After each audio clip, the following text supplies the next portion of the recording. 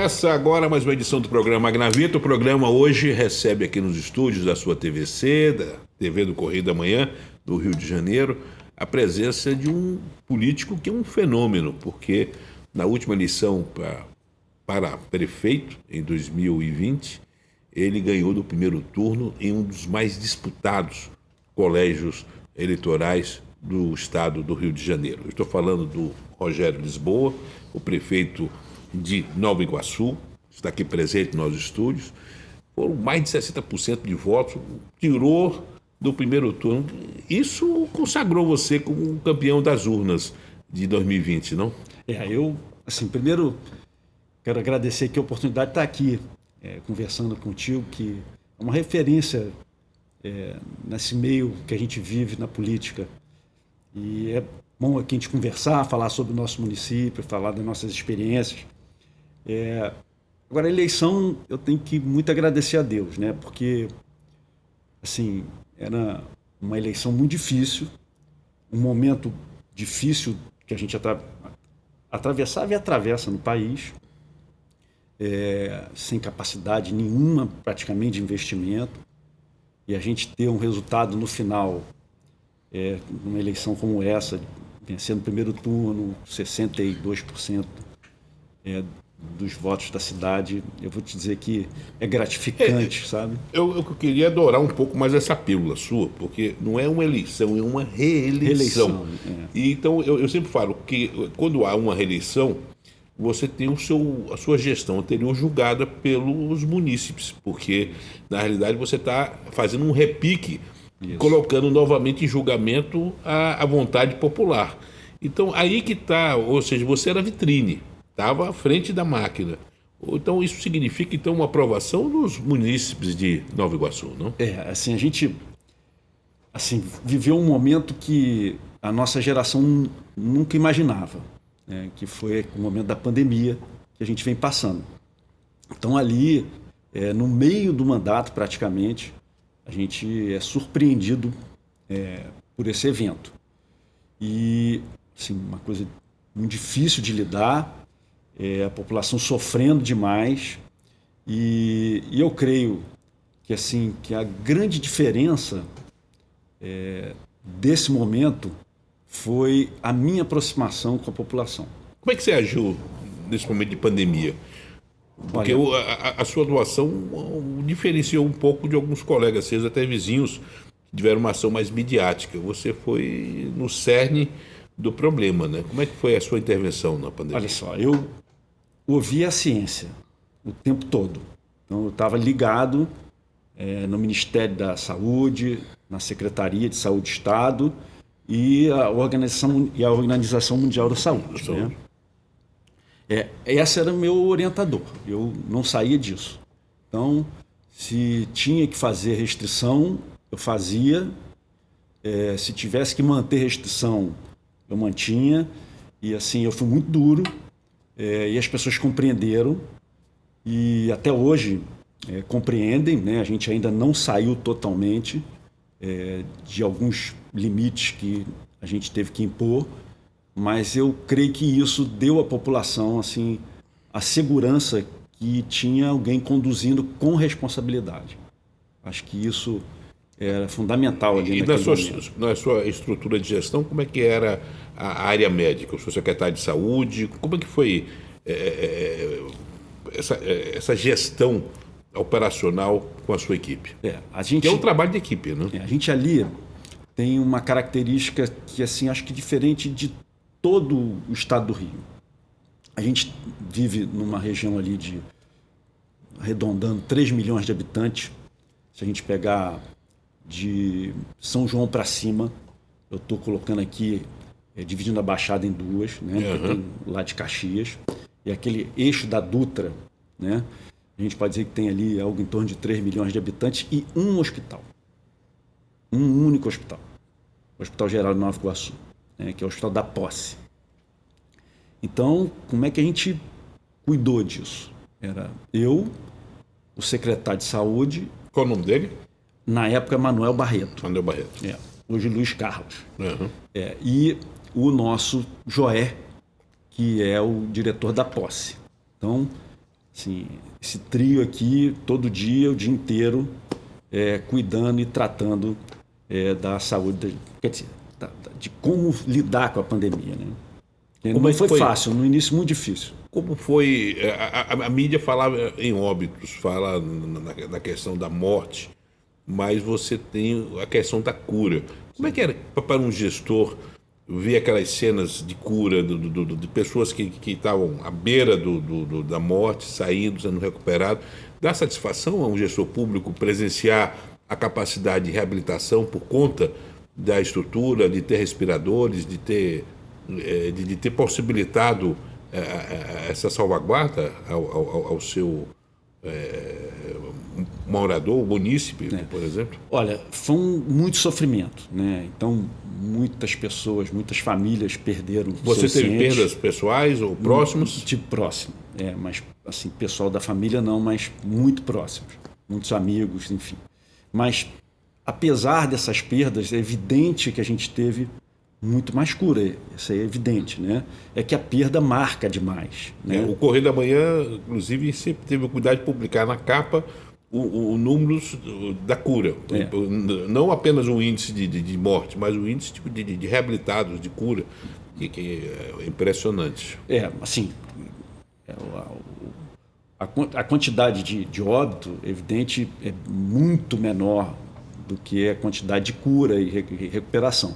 Agora, isso marca demais, né? Assim, que morra, um óbito é muito ruim. E a gente conviveu com aquilo diariamente, né? O Rogério Lisboa, que sai da pandemia como gestor, como prefeito, é diferente do Rogério Lisboa antes da pandemia? Mudou a sua visão como gestor público? Passar por esse momento, ou está passando por esse momento delicado? Muda muito. Assim, a gente... Primeiro que a gente acaba sofrendo um pouco a dor do outro mais do que no dia a dia normal sem a pandemia, né? Então você começa... O sentimento de impotência que surge, né? E você começa a perceber o sofrimento das pessoas, né? Então, assim, isso acaba te marcando muito, né? A gente vive ali o dia a dia das famílias. Eu me comuniquei diretamente com a população. Eu fazia todos os dias um comunicado e conversava com a população, e as pessoas esperavam aquilo, né? Aquilo meio que era... Franqueza. Com franqueza. Eu sempre falei, olha, nós vamos dar os números todos, vamos dizer o que está acontecendo no hospital. Graças a Deus, nunca nos faltou leito, nem nunca nos faltou respirador. Nunca. Chegamos no limite. Tive que pôr container para poder ampliar a minha área de leitos, né? Uhum. Mas, enfim, era uma conversa muito franca. Então, eu acho que isso acabou levando para o dia a dia pós... E a vacina? Porque crise, você também teve um reconhecimento, a forma que você conduziu a questão da vacina, também seguindo essa cartilha. A cartilha. Não houve show midiático na questão da vacina. Você conduziu e foi citado como exemplo também. Assim, é uma lógica. A vacina você recebia uma quantidade X de vacina. Você tem um número de população a ser atendida com a vacina. Então, não adiantava você chamar mais pessoas do que você tinha de vacina, porque isso só ia causar confusão, né? E as pessoas fatalmente voltariam para casa sem tomar a vacina. Então, a gente dividiu por idade, por gênero em alguns momentos, né? E aí fomos tocando. A atuação do governador Cláudio Castro nesse momento da vacina foi importante também, não? Foi. Como é que foi? Me conta. Olha só, sem o governo do Estado no comando, é muito difícil você lidar com a pandemia. Então, a liderança do Estado foi fundamental. Fundamental, porque assim, se cada um quisesse fazer aquilo que bem entendesse, era tragédia, né? Então, como tinha um governo do Estado no comando, a gente só seguia aquilo que o governo do Estado definia como meta, e a gente ia, eu, por exemplo, ia um ou outro que saiu vamos dizer assim, da do que era estabelecido pelo governo do Estado, mas, em regra, todos os municípios seguiram a cartilha do Estado e eu acho que a gente, dentro do possível, foi muito bem sucedido. Eu queria agora mergulhar um pouco na questão da sua visão com relação ao Estado do Rio de Janeiro. Nós, antes de conversarmos, eu mostrava para você as capas do Correio da Manhã, aquela questão do impeachment, tudo isso. Como é que você viu essa transição no governo do Estado e a assunção do Cláudio como governador definitivo? São dois personagens muito diferentes, né? Eu convivi um pouco com o ex-governador Wilson Witzel. Mas só pensava em Brasília, para ir para a Baixada era complicado. Pois é, assim, eu acho, e eu acho que cada um tem sua opinião, que as pessoas têm que se concentrar no mandato que está. Não pode pensar em eleição. Fazer como você fez, quer dizer, prefeito. Prefeito. Uhum. Sou prefeito, sou candidato a outra coisa, isso não vai dar certo, né? Então, assim, mas vamos dar um desconto porque ele não era do ramo. Sim. Então ele não compreendia a lógica, né? Então o Cláudio não. O Cláudio é um... Esse é do ramo. Esse é do ramo.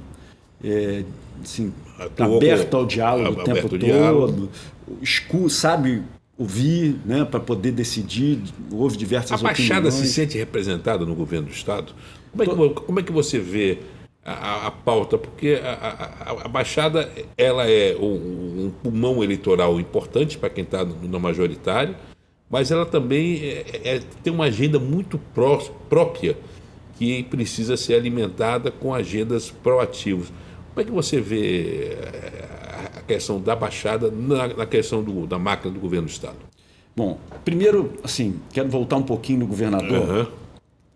O governador, como eu digo, ele dá abertura para você conversar com ele, né? Então, assim, às vezes eu me pego com muita intimidade, né? Ô Cláudio, coisa e tal. Isso é bom, porque você consegue expor com muita franqueza tudo aquilo que você vive na tua localidade, né? Porque quem vive a localidade, o local, é que compreende as necessidades, né? É onde o calo dói, né? Se você não conseguir ser espontâneo e poder falar, o governador vai ficar sem saber exatamente o que está acontecendo. Agora, a Baixada Fluminense, ela vive da região metropolitana e vive muito perto da capital, né?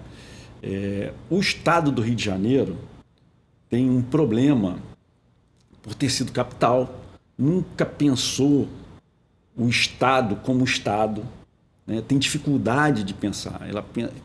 O Estado do Rio se vê como capital ainda, né? Então a gente não tem, assim, até aqui...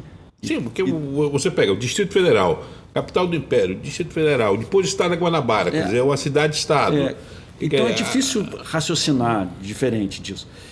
E eu acho que o governador hoje, que vai para a reeleição, e se Deus quiser vai se reeleger, ele vai ter a grande oportunidade de ser o primeiro governador a pensar o desenvolvimento do Estado. De verdade, do Estado do Rio de Janeiro, né?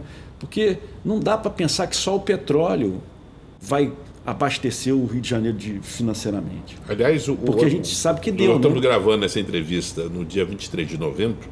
Aliás, é uma honra conversar com você no dia do meu aniversário aqui. E nós estamos gravando essa entrevista. Hoje o editorial do Correio da Manhã fala sobre isso. Nós temos que aproveitar essa alta do petróleo, essa alta do dólar, que isso cria uma situação, um colchão financeiro, e buscar um novo petróleo, quer dizer, sair dessa dependência. Mas a Baixada tem uma habilitação natural na questão logística, de ser um grande centro logístico. Isso. Você acha que poderia ter mais investimentos para desenvolver essa área?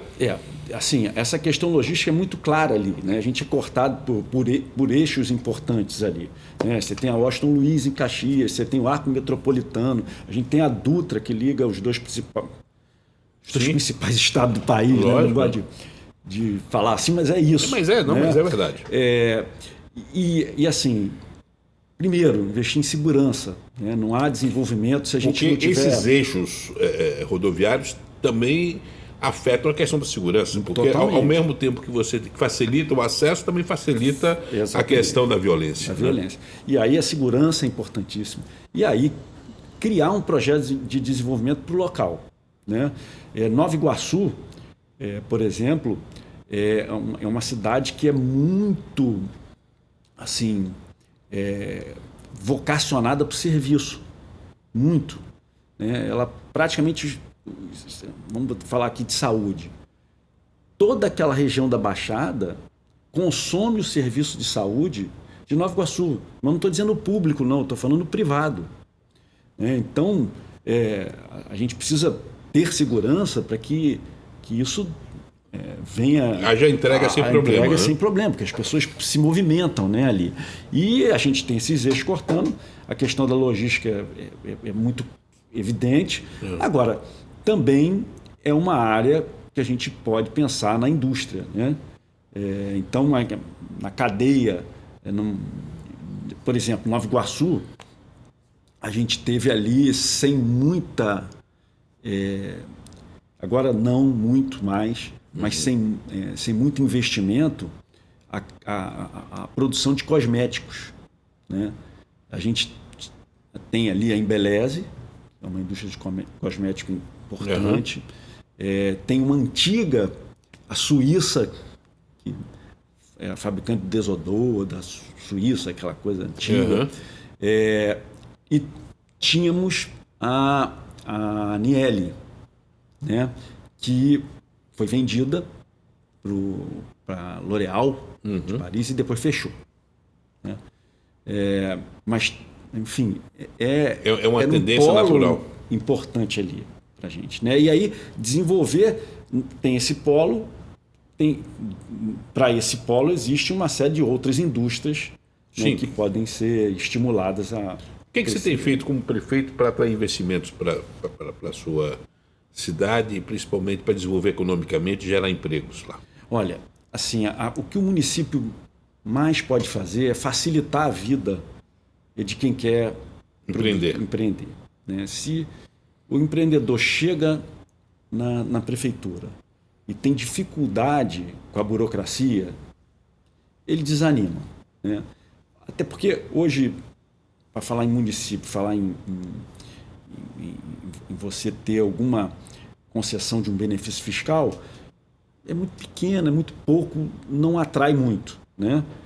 Porém, ali a desburocratização desse serviço para o investidor é fundamental. Então, a gente tem ali um tapete vermelho para quem quer produzir, quer empreender em Nova Iguaçu.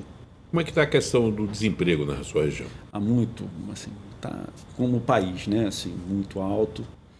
É muito triste a gente ver isso, a gente anda na rua, as pessoas clamam pelo trabalho, né? O nosso povo é trabalhador e, se Deus quiser, a gente vai sair dessa e vai começar a ofertar empregos. Aí tem que melhorar a economia, né? O fato de você ter sido vereador de vários mandatos, conhecer a base e depois ter uma ascensão política, você acabou sendo deputado federal, depois estadual, quer dizer, você passou pelos 3 níveis do legislativo. Isso ajuda na compreensão do ser político, Rogério Lisboa, a entender o universo em que nós estamos inseridos e principalmente ajudar em cutucar o legislativo para que possa ajudá-lo no município? Olha, assim, me veio à cabeça aqui um pensamento e é sempre bom oxigenar a política, é sempre bom a gente ter gente nova. Mas essa história de somente o outsider que aconteceu, a gente percebe que assim, não dá totalmente certo. Só ver o Rio, né? Então, assim, a nossa história é recente. Essa minha vida, como, por exemplo, está aqui assistindo o Rodrigo, que está aí, que é uma vida na política. Nós temos como vizinho aqui do nosso estúdio, o ex-deputado, foi seu colega de mandato, Rodrigo Betley, e hoje eu reputo o Betley como um dos cientistas entendedor da política, uma das mentes mais arejadas da política e ele está presente hoje na entrevista. Pois é, mas isso não se faz no banco de escola. Precisa de cabelo branco. Né? Isso não, assim, lógico, tem que estudar, não estou aqui desmerecendo nada. Sim, mas a prática, porque a pessoa precisa entender como funciona. Mas quando você fala do Cláudio, você fala também do olho do olho. Isso ajuda, porque essa confiança do acesso, chama o governador da franqueza. A franqueza, isso é fundamental. Então, assim, a prática do dia a dia. E honrar a palavra também, que faz parte, quer dizer, falou, está falado. Tá? Não tem dois. Isso, assim, isso é uma condição da relação humana, né? Se você não for honesto com o outro, se você não for franco, vai dar errado. Né? E quando eu digo relação humana, eu transfiro para as relações institucionais também. Porque tem um humano ali. Né? Porque as instituições não são robô. Né? Então, assim, você sentar... Eu sou o prefeito de Nova Iguaçu. Né? Sentar com o governador do estado e saber que tudo aquilo que está sendo tratado é sério e vai ter desdobramento, você pode planejar, você pode se organizar. Agora, se você senta com alguém, discute um problema, toma decisão... Se entusiasma e depois... Não acontece. Quer dizer, é impossível. Por exemplo, você aplica isso no seu secretariado? Você aplica isso no seu secretariado? Ou seja, no seu trato com o legislativo municipal? Você aplica isso no seu legislativo? Sabe qual é a palavra mais importante da política? É não. Saber dizer não. Não. Não também é resposta. É isso. Me dá 10 não e um sim. E vamos resolver o sim, vamos botar em prática o sim. O problema é que se fosse 11 sims e nada acontecer, é uma tragédia. Exatamente. Né? E assim, eu vejo isso no Cláudio, eu vejo isso no governador. Eu falo, governador, eu gosto de vir aqui porque, pelo menos comigo é assim. Rogério, não dá. Então tá bom. Então, como que a gente faz para que a gente... Ver alternativas. Qual a alternativa para resolver o problema? Né? E a gente acaba encontrando. Dentro do seu legado, o que você acha que mais importante você, atuando na pandemia, você conseguiu realizar nesse primeiro mandato e agora você coloca como base? O que você puxa como grande realização sua? Olha, eu nunca pensei que fosse falar um negócio desse na minha vida, né? Porque minha história é do legislativo.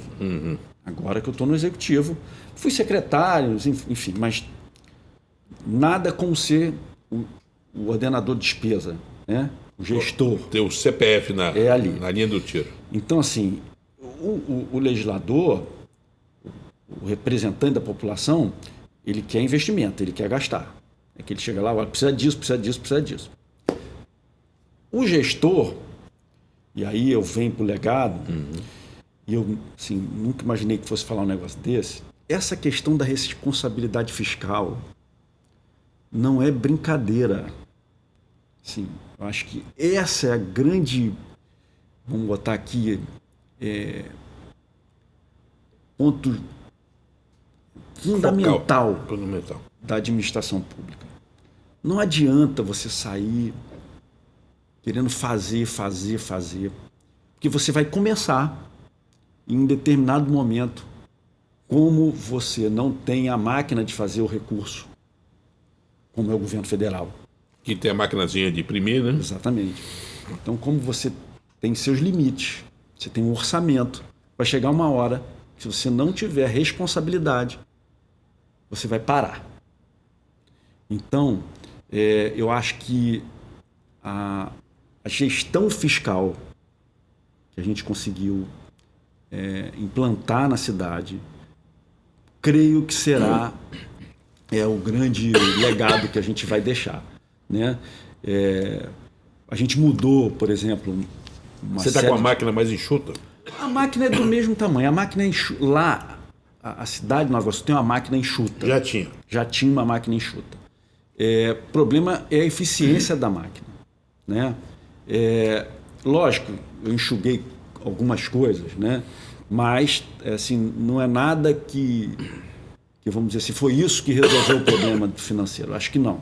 É a questão da eficiência mesmo, né? Então, assim, eu creio que... Quem é o seu braço direito nessa área É o meu secretário de planejamento, Fazenda e Planejamento. Vamos dar o nome dele, né? Ele é o Fabiano.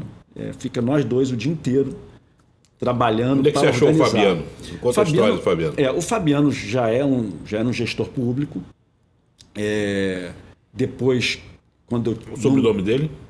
Muniz. Fabiano Muniz. O Fabiano, quando eu fui ser deputado, eu trouxe ele para o gabinete, me ajudou muito. E aí, venci a eleição, a gente foi para a prefeitura.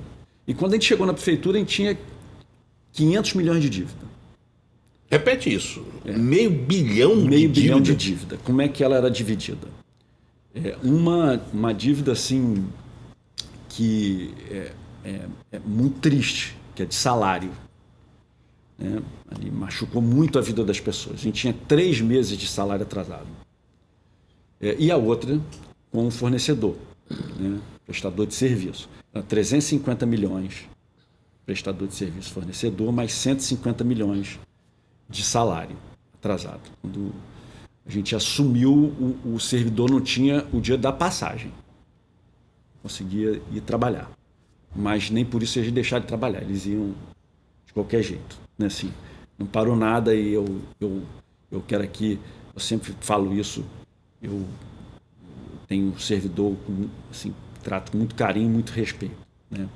E a gente botou em dia o salário logo no primeiro ano. Para isso, eu tive que parar a cidade. A cidade foi ficando mais esburacada naquele tempo. A cidade foi ficando menos iluminada. A cidade foi ficando com mais mato. Mas ganhando uma musculatura. Mas ganhando, até a gente se organizar. Porque como que a gente vai fazer qualquer outro tipo de investimento se você não paga o seu funcionário? Não faz nenhum sentido isso. Lógico. Então nós resolvemos o problema da folha, depois fomos resolvendo, assim, dividimos a dívida com o fornecedor, prestador de serviço, por exemplo. Cheguei e tinha 11 meses atrasado com a merenda escolar. Não vai funcionar. Ele finge que entrega e a prefeitura finge que paga. Mas só que esse pagamento vai vir um dia, quer dizer, está lá, né? Está lá. Então, isso a gente foi dando solução para essas coisas. E aí a cidade ganha um equilíbrio financeiro e a gente pode fazer, a gente ganha capacidade de investimento. E você ganha capacidade de investimento e você traz uma questão, a credibilidade ao município que estava muito esfolado dessa questão das relações contratuais com fornecedores. Quer dizer, você já estabelece uma relação de muita franqueza, onde não foi muito tempo usado. Né? Mas é isso, Magnavita. Eu me lembro, me recordou aqui agora, graças a Deus eu não preciso mais disso. Mas, por exemplo, o lixo, que é sensível. Eu sentava, não tinha como pagar toda a fatura do lixo por mês, não tinha dinheiro para isso. Sentava e falava assim, quanto que é a tua folha? Quanto que é teu óleo diesel? Ia pagando. Ou seja, você trazia assim, o problema do outro para você, ajudava a funcionar a máquina e ia ganhando credibilidade e a cidade começando a ser atendida. E aí o fornecedor, o prestador de serviço tinha segurança no que estava fazendo. Ele sabia que não teria de quem está financiando o governo. Que ia tomar um golpe. Então isso deu um equilíbrio na administração. E aí a gente ganha capacidade de investimento. E aí eu consigo a grande virada, foi um financiamento. Agora eu estou achando sua história um pouco parecida com a do Cláudio, porque o Cláudio, quando assume, o cenário era parecido com esse. Vocês dois têm muito a ver nesse aspecto. E aí a gente ganha capacidade de investimento, faço um financiamento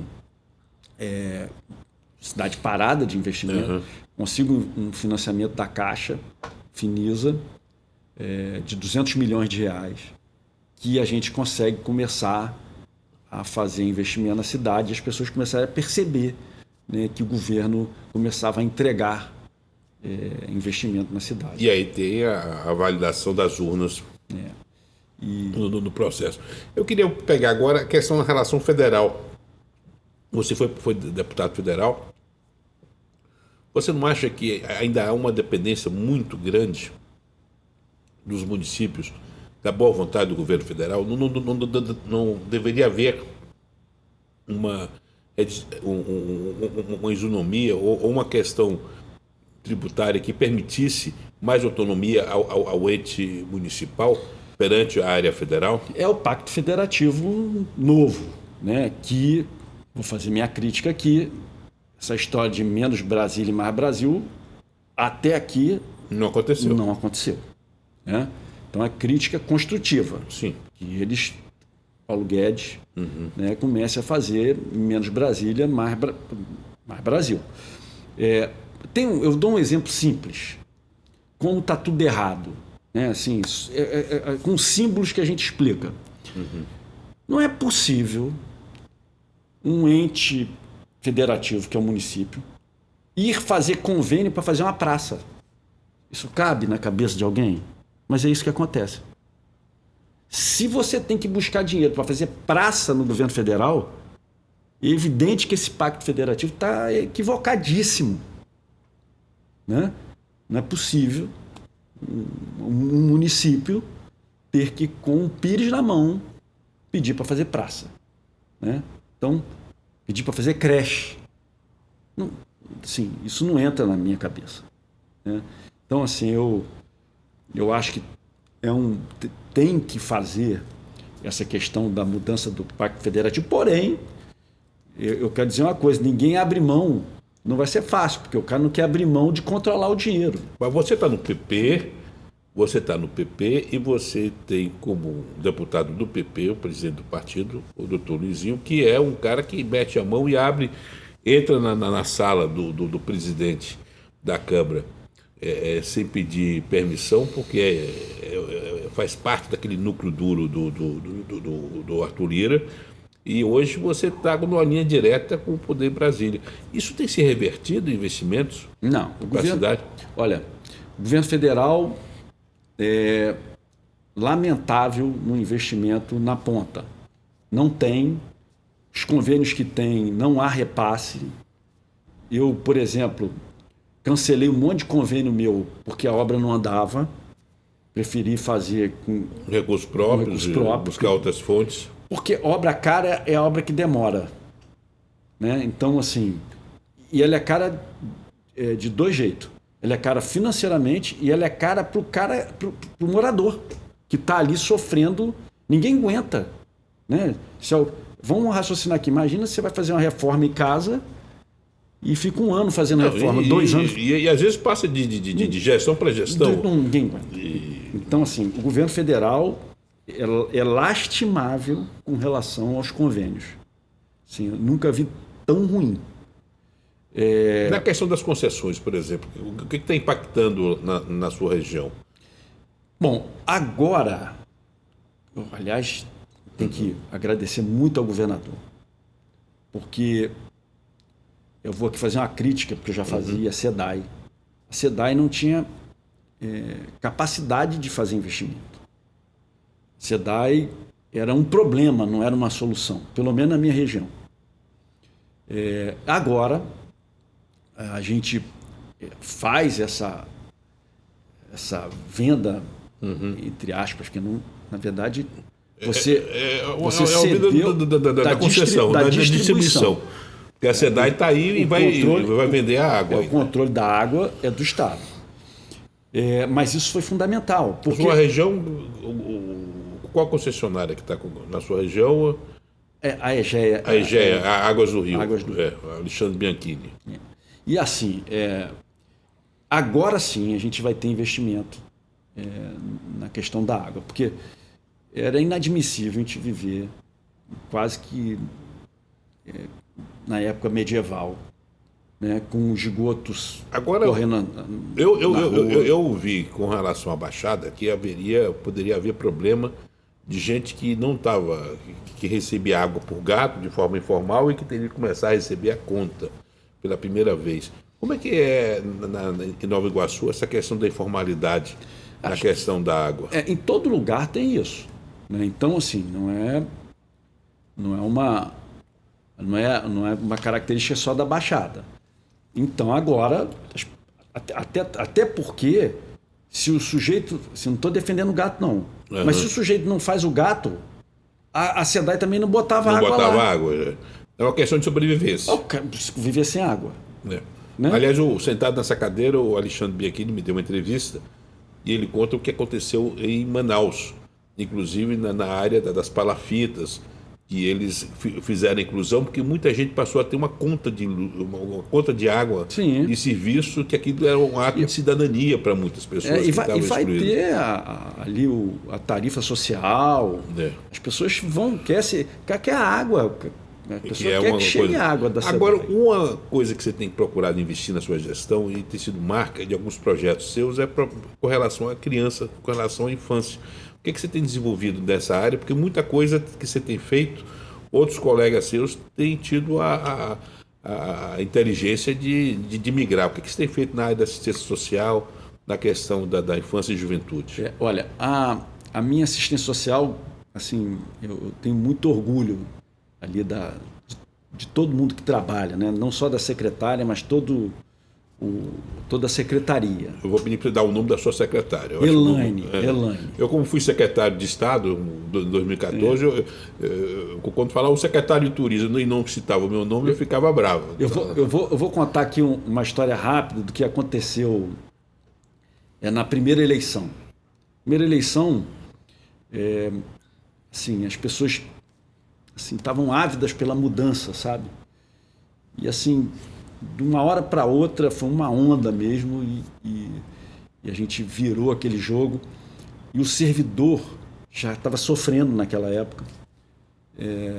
Começou, aonde me encontrava, a falar comigo. E um dia... Aquela questão do muro das lamentações, né? Aí, um dia, chega duas moças no comitê. Eu estava já cansado da rua. Ele falou, posso falar? Pode, claro, senta aí. Nós somos funcionárias da prefeitura, da assistência social, nós somos assistentes sociais. E a gente queria aqui um compromisso seu, se você for eleito. Eu falei, qual que é o compromisso? Que a gestão da assistência social ficasse na mão de assistente, de profissional da assistência social. Não houvesse a politização da... Eu falei, mas isso não é uma coisa lógica? Ela falou, não é. Porque os CRAs e os CREAs são tudo entregues na mão da política. Eu falei, mas então você pode contar comigo que não será. Tá bom. Acabou, fomos embora. Ganhei a eleição. Assumiu um secretário. Esse, por favor, não me pede nome que eu vou criticar. Tá ótimo. Tá bom, a agenda é positiva hoje. E aí, ele assume e tinha um slogan na campanha, que era o seguinte, que era na musiquinha, e o slogan era, tem jeito de fazer bem feito. Uhum. E a gente começa o governo, lá, sei lá, 6 meses de governo, tem lá um grande congresso de assistência social e uma das assistência social nossa, congresso no estado, faz um discurso dizendo que tudo bem, que tinha jeito de fazer bem feito em Nova Iguaçu, verdade, está botando salário em dia, organizando as contas, mas na assistência social ela não conseguia ver jeito de fazer bem feito, estava vendo tudo errado. Falei, mas eu soube do discurso, falei, chama essa... E por um acaso era a mesma pessoa que me procurou. Falei, mas o que houve? Ela falou, o que houve? Porque você repetiu igual todo mundo. Eu falei, não. Repetiu lá no CRAS e nos CREAS, tá na política. Não que vocês contem política, mas tá errado. Eu falei, não é possível. Chamei o secretário. Falei, mas cara, eu não falei para você escolher dentro dos quadros o comando, a coordenação na mão de profissional. Bom, tive que tirar o secretário. Tirei o secretário. Olha, a gente fazia 40 mil procedimentos ano nessa época. Sim. No final do primeiro ano, ele saiu quase no finalzinho, 40 mil procedimentos na assistência social.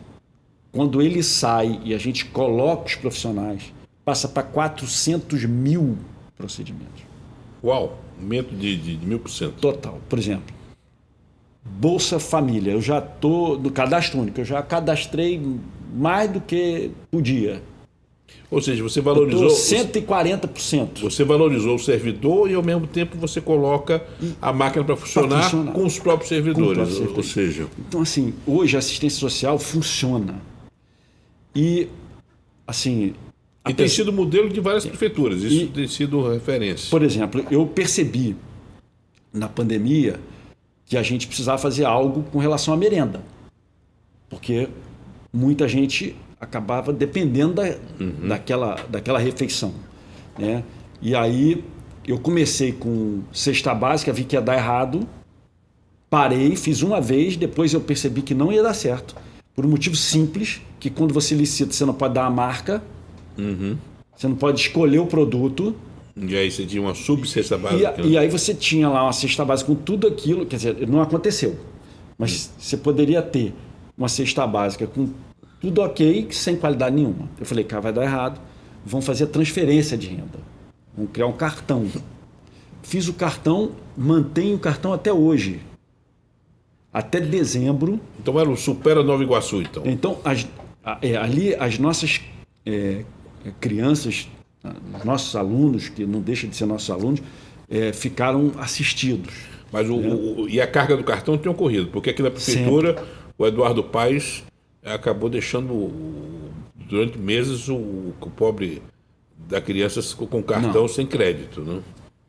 Olha só, e foi muito franco. Eu, durante o início, eu imaginei que a gente ia virar o ano com a escola funcionando. Então, eu fiz um valor de cartão até lá. Eram se eu não me engano, R$110. Quando vira o ano que eu percebo que não vai dar, que eu vou ter que entrar o outro ano da gestão, eu falo, cara, não vai estar para ser R$110 mais. Eu sentei com a população, falei claramente que, olha, a gente vai ter que diminuir isso aqui, porque a gente vai levar mais tempo e a prefeitura não tem esse fôlego financeiro, e a gente baixou um pouquinho. Ainda era maior do que a do Rio, não sei quanto é que está o Rio hoje. E a gente faz até hoje. A gente tem compromisso de levar até dezembro por um motivo simples. Não é porque eu estou fazendo aqui, vamos dizer aqui, favor para ninguém, não. É porque eu não estou com a sala completa.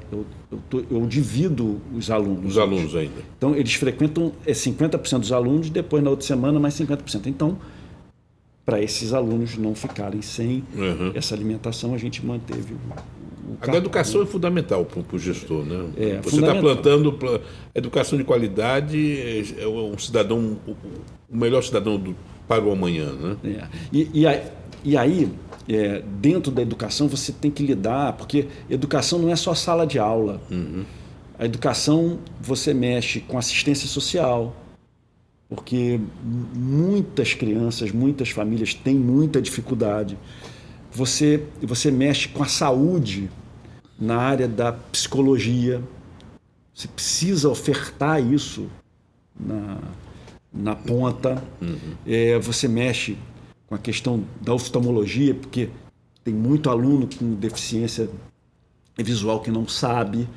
E a gente criou um programa que, infelizmente, tivemos que parar durante a pandemia, mas nós vamos voltar, em que são 5 ônibus com mais de 20 profissionais da saúde, integrado com assistência social, que vai a cada escola. Ou seja, saúde na escola. Saúde na escola. O Garotinho acho que fez isso no passado, até usando o corpo de bombeiro, eu acho. E a gente chega com os 5 ônibus, os 20 profissionais, atende todos os alunos têm que fazer exame, precisa fazer algum procedimento, ele sai dali marcado e a gente acompanha para ver se ele fez e recebeu aquilo que ele precisava. Parabéns. Eu acho que esse tipo de compartilhamento, principalmente agora que o programa ele sai das redes sociais e é exibido para a região serrana, para Petrópolis, Teresópolis, Friburgo, Três Rios, nós estamos aí com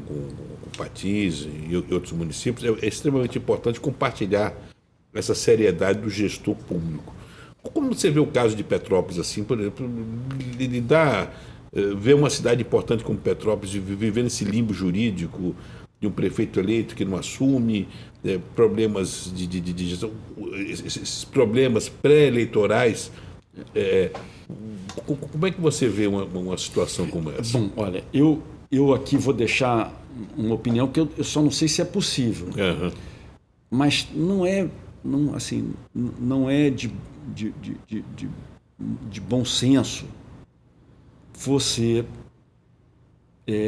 fazer um julgamento de um sujeito eleito depois da eleição. Assim, eu estou dizendo isso com a coisa do passado. Se deixou ele ser candidato... eu não estou dizendo... por exemplo... se ele tem problema, que resolva antes da eleição. Houve um problema na eleição. Aí tudo bem. Tudo bem. Vai ter que ir indo julgando, né? Talvez não dê tempo. O ideal é que desse antes de... Mas um problema anterior, você deixar o sujeito ser candidato, esse cara se eleger, aí depois avisar ele que ele não pode continuar.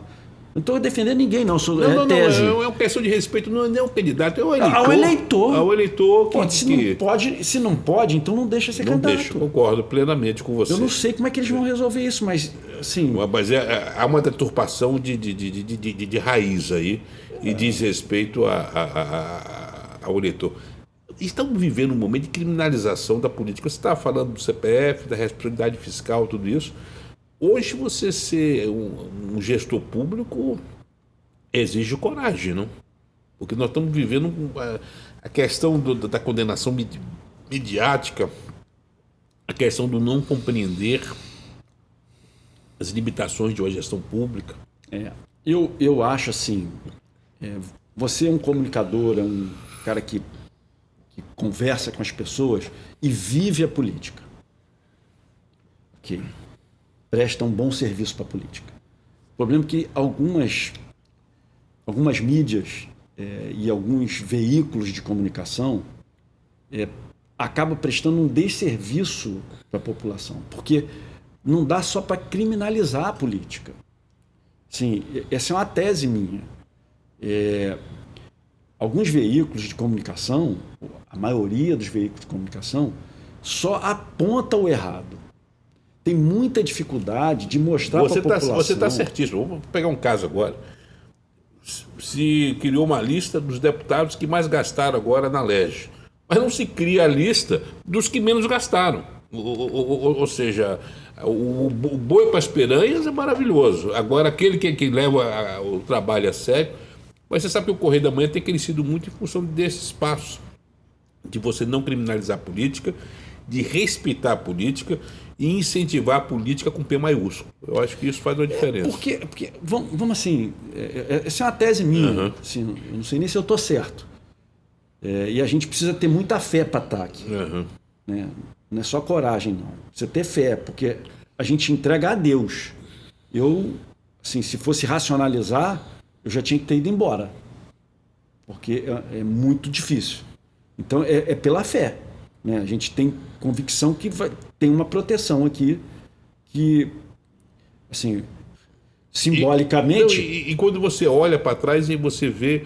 Você estava contando essa questão da assistência, quer dizer, o quanto a gestão pública bem feita impacta na qualidade de vida do cidadão. Não, isso é fundamental. Se não tiver gestão pública boa, a vida das pessoas, da maioria das pessoas, principalmente aqui no Brasil, principalmente na Baixada Fluminense, que depende dos serviços públicos, está liquidado. Então, assim, é uma tese minha. Os grandes veículos de comunicação, quando só aponta que acontece? Quando você só vê que na política só tem bandido, o cara de bem aqui, o que fala? Eu não vou para lá. Não é isso? Ao contrário do cara que não vale nada, que está aqui de fora, fala assim, pô, meu Deus, mas ali é o meu lugar. Então a gente vê hoje a entrada de um bando de troço ruim na política, que é estimulado por essa propaganda. O cara fala assim, mas é ali que tem dinheiro na cueca? Então é para lá que eu quero ir. Não é isso? E eu falo que a turma do bem, pessoas como você, que tem um trabalho de correção e tem esse reconhecimento popular, por isso que eu acho muito importante a gente abrir esse tempo, não só em TV, como estamos fazendo pela TVC, mas também nas redes sociais, para me permitir essa reflexão. Porque às vezes um depoimento de 3 minutos, 2 minutos, é importante contar essa seriedade. Mas eu queria finalizar, nós estamos chegando, infelizmente, à reta final da entrevista, falando do aspecto pessoal. Como é que é você familiarmente? Me fala um pouco da sua estrutura familiar hoje. Hoje eu estou vivendo um momento, assim, que eu achei que você nunca está preparado para isso, né? Assim, hoje eu sou avô. Né? Então, assim, está com quantos anos? Eu estou com 54. 54 anos, avô. Me conta essa história. Sou avô do Bernardo, 1 ano e 7 meses. Preciso de uns 3 adultos para cuidar dele. Né? Ele é pequitinho, mas eu vou lhe contar. Eu tenho que ir revezando, porque ninguém aguenta de tanta energia no dia a dia. Então, assim, eu a vida toda tive atividade pública. Meu filho menos, mas minha filha sofre muito com a questão das redes sociais. Eu já falei, minha filha, é melhor não ler, é melhor não ver. Qual o nome dela? Bruna. Porque você não pode sofrer isso, né? Então, assim, e ela entra no embate. Meu filho não, meu filho compreende um pouco mais. Eu falei, não adianta. Então, o seu filho, qual é o nome dele? Leonardo. Ele puxou mais o DNA político seu, da tolerância, não? Não, olha, ninguém... Ele é mais assim, ele é mais... Acho que é mais eu, né? Assim, ele mais tranquilão, né? A minha filha não, minha filha é mais aguerrida ali. E o Leonardo médico, formou em medicina, minha filha formada em direito. O Bernardo é filho do Leonardo. Então, eu vivo hoje um momento muito, muito em paz, sabe? De dedicação à vida pública, administração do município e da vida família, familiar. Da vida familiar. Eu estava conversando com... Como é que é o nome? Gilson. O Gilson me viu chegando, ele ficou me olhando, ele falou assim, mas tu tá só? Eu falei, sim, tô só. Por quê? Não, porque... O Gilson é o nosso gestor, porque ele está acostumado a chegar aqui e receber comitiva. Eu falei, não, Gilson, é a minha característica. Então, por exemplo, eu vou contar aqui também uma história rápida. Eu ganhei eleição. E eu tinha um hábito. Hoje não mais, porque eu acabei me habituando com digital. Mas meu hábito de ler o jornal impresso. Né? Eu gosto muito. Né? Mas, enfim, fui perdendo. Então, todo dia eu ia no jornaleiro, né? Comprar o jornal. Bermudinha, chinelinho, jornaleiro. Ganhei eleição, chego no jornaleiro, tá ele de costa, falando assim, agora ganhou a eleição, nunca mais vai voltar aqui. Tava eu lá atrás, aí o cara queimou a língua, tá vendo? Queimou a língua. Então a minha vida é assim, eu de manhã, final de semana, eu gosto de ir ao mercado, eu gosto de ir à padaria, mas esse eu gosto de ir à academia. Você sabe que o Cláudio tem muito isso. Outro dia entrevistei também nessa cadeira, estava sentado o Nicola Missione, que é o chefe da Casa Civil, e ele contando que o Cláudio estava descarregando a própria mala, ajudando a colocar a mala dos outros. Essa simplicidade faz uma diferença muito grande, não se embriagar com o cargo, com a função. Não? E quando a população consegue perceber isso... Que é verdadeiro. Que é verdadeiro, isso cria um vínculo entre o gestor público, um vínculo muito positivo. Eu um dia... parei, estava esperando um vereador chegar, que era uma obra que estava iniciando, e eu cheguei com um carro, parei assim num trailerzinho que tinha uma sinuca, o pessoal estava jogando sinuca, tinha um trailer e uma churrasqueira.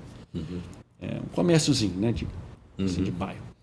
E aí, pedi uma água, Daqui a pouco, o pessoal que está jogando sinuca não se aguentou e falou assim, pô, cara, pode te falar uma coisa? Eu falei, pode. Tu parece com o prefeito de Nova Iguaçu, cara. Eu falei, não, eu não pareço, eu sou o prefeito de Nova Iguaçu. Não, não é nada, você deve ser irmão dele, coisa e tal. Blá, blá, blá. E ficou naquilo, até o vereador chegar. Aí o prefeito, aí o cara falou, cara, não, tu é o prefeito mesmo? Eu falei, sou. Aí ele falou assim, olha, nós votamos em você. E posso dizer uma coisa aqui? Já valeu o nosso voto, eu nem sei o que você vai fazer.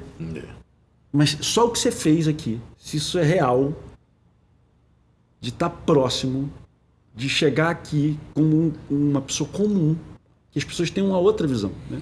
Então, acho que isso é uma característica minha, sabe? Isso eu vou... Eu também contei, já revelei isso aqui, na inauguração do shopping de Jacarepaguá, o Zac Pérez estava conversando com alguém, chega o governador, para assim, fica educadamente esperando o outro terminar para vir. Aí eu não me contive, doutor Isaac, o governador, aí veio. Não. Isso é raro, e eu acho que essa alquimia sua com o Castro vai dar muito o que falar aí. Se o Castro te convidar para o serviço, você aceita? É um orgulho, né? Assim, é uma honra. Uma honra esse convite, né? Se ele precisar, eu vou estar à disposição. E a Baixada vai ganhar muito com isso. Se a Baixada coloca um vice-governador numa chapa com a do Cláudio Castro, isso significa uma valorização da Baixada como um todo. Importantíssimo. A gente teve o último vice... A gente teve algumas figuras importantes da política da Baixada, assim, como está falando do governo do Estado, a gente teve o Chico Amaral, né, que foi vice-governador do Moreira. E é uma região que, se a gente puder ter essa honra de compor uma chapa, estou dizendo, a gente... Sim, a Baixada Fluminense, a Baixada. Né? A missão. Eu acho importante. E voltando aqui à questão do governador, eu às vezes peço desculpa ao Cláudio, porque assim, às vezes eu tenho tanta liberdade, ele permite tanto essa liberdade, que às vezes eu estou lá, eu falei, caramba, eu até esqueço que eu estou conversando com o governador, mas isso é bom, sabe? Não, essa humanização, Rogério, eu queria finalizar com uma pergunta que eu sempre faço, que é Rogério Lisboa por Rogério Lisboa. Como é que você se define? Eu queria que você fizesse aí um raio-x seu para encerrar o programa. Olha, primeiro, um sujeito que, assim, abençoado por Deus. Eu agradeço muito a Deus tudo que tem feito pela minha vida. A família que eu tenho, a vida na política que Deus me proporcionou. Não é qualquer um que tem a honra de poder administrar a cidade que nasceu, a cidade onde minha mãe nasceu. Então, assim... Sua mãe é viva? Minha mãe é viva. Qual o nome dela? Marta. Dona Marta. Um abraço para a senhora. E parabéns pelo filho aí. Está com 85 anos. A idade da minha. Então, assim, a gente... assim, eu me sinto muito privilegiado, sabe? E a gente assim, pede a Deus que nos oriente e nos guie para honrar isso. Para honrar essa confiança toda que primeiro Deus depositou e depois a população depositou na gente. E eu só peço a Deus que me dê vida, me dê sabedoria, me dê paz, para que eu possa chegar até o último dia da minha vida, se for na política ainda, com mandato, honrando isso, não envergonhando e não... vamos dizer assim, decepcionando as pessoas. Eu tenho pavor disso, sabe? Pavor. Então, é isso. Mas eu sou um sujeito feliz, satisfeito. Mas se você continuar do jeito que você está, acho que você vai conseguir realizar isso. E o Rio precisa. Efetivamente, eu falo isso. Não tem nenhuma relação comercial nossa, é uma relação de respeito. A gente precisa muito de pessoas que levem a política com seriedade e que façam da gestão pública o servir, colocam o servir. Nós estamos aqui para servir o nosso telespectador, o nosso leitor, como você está para servir essas atividades públicas. Elas precisam desse DNA de honestidade, de essa tarimba de mas, sobretudo, quem tem compromisso com ele lá em cima, com o grande arquiteto do universo, sabe que isso aí é fundamental para o nosso desempenho. Muito obrigado, foi um prazer enorme conversar com você, ainda mais no dia de hoje, meu aniversário, ganhei um presente aí de ter uma bela entrevista e encerramos assim o nosso programa. Muito obrigado, Lisboa. Parabéns, que Papai do Céu te abençoe para sempre. Muito obrigado.